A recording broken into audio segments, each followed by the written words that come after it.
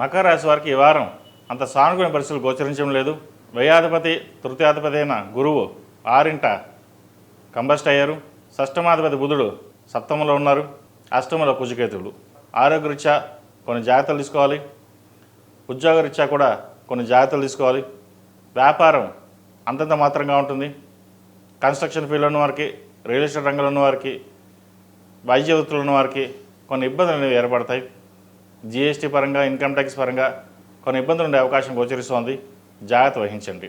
సరైన టైంలో GST filing చేయడం కూడా చెప్పదగిన సూచన. అదేవిధంగా రాజకీయ రంగంలో ఉన్నవారికి అంత అనుకూలంగా లేదు. రావాల్సిన బెనిఫిట్స్ రాకపోగా కొన్న చేదు అనుభవాలు చోటు చేసుకునే అవకాశం గోచరిస్తోంది. జాగ్రత్త వహించాలి. అదేవిధంగా వివాహం కాని వారికి వివాహ విషయంలో కొంత జాప్యం జరుగుతుంది. అయితే మంచి సంబంధం కుదురుతుంది. సంతానం కోసం ఎదురుస్తున్న వారికి మంచి సంతానం యోగ్యత ఉంది. అదేవిధంగా భూ సంబంధించిన విషయ వ్యవహారాలు కావచ్చు, లోన్ల విషయాలు కావచ్చు, క్రెడిట్ కార్డు విషయంలో కావచ్చు కొన్ని జాగ్రత్తలు వహించాలి. అధిక ధన వ్యయ సూచన కనిపిస్తోంది. కాబట్టి డబ్బు విషయంలో సాధ్యమైనంత వరకు ఎంతవరకు సేవింగ్స్ రూపాయలు పెట్టుకోగలుగుతారో పెట్టుకోండి.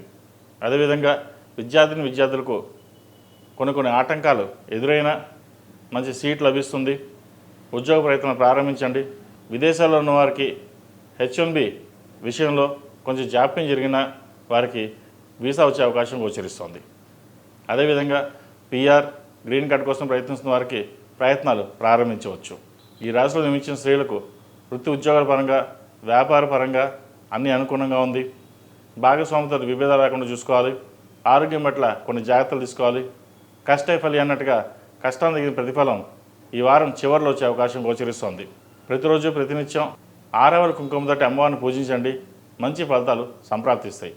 అదేవిధంగా భూ సంబంధించిన వ్యవహారాలు కావచ్చు, ఎడ్యుకేషనల్ ఇన్స్టిట్యూట్స్ కావచ్చు, మెడికల్స్ కావచ్చు, చిరు వ్యాపారస్తులు, కూరగాయల వ్యాపారస్తులు, డాక్టర్స్ కావచ్చు, అలాగే సినీ పరిశ్రమలో ఉన్న వాళ్ళకి కొన్ని చేదు అనుభవాలు వచ్చే అవకాశం గోచరిస్తోంది. వాటి విషయంలో కొంచెం జాగ్రత్తలు తీసుకోండి. ఈ రాశివారు ప్రతిరోజు ప్రతినిత్యం అరటినార ఒత్తులతో దీపారాధన చేయండి. ఆరోగ్యపరంగా కావచ్చు, ఏదైనా పనులు ఆటంకాలు అయితే అవి సఫలీకృతం అవడానికి, ఏ ఆటంకం లేకుండా ముందుకు వెళ్ళడానికి అరటినార ఒత్తులతోటి ప్రతిరోజు దీపారాధన చేయండి. నువ్వుల నూనె పోసి దీపారాధన చేయడం శ్రేష్టం. మంచి ఫలితాలు సంప్రాప్తిస్తాయి. ఈ రాశిలో జన్మించిన వారికి కలిసి వచ్చే సంఖ్య 3, కలిసి వచ్చే రంగు తెలుపు. ఏదైనా పని మీద బయటకు వెళ్ళేటప్పుడు బుధవారం కానీ శనివారం అడిగిన వెళ్ళండి. మంచి ఫలితాలు సంప్రాప్తిస్తాయి. తదుపరి కుంభరాశి.